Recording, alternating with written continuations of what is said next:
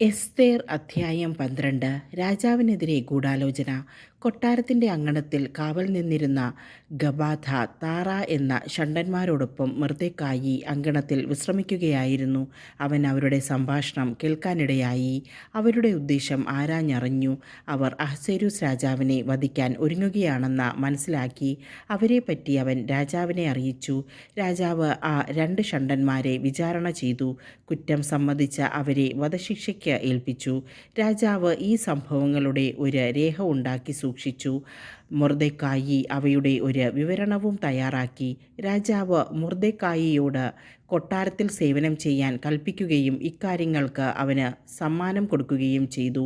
എന്നാൽ ബുഗേയനായ ഹമ്മോദാഥയുടെ മകൻ ഹാമാനോട് രാജാവിന് വലിയ മതിപ്പായിരുന്നു.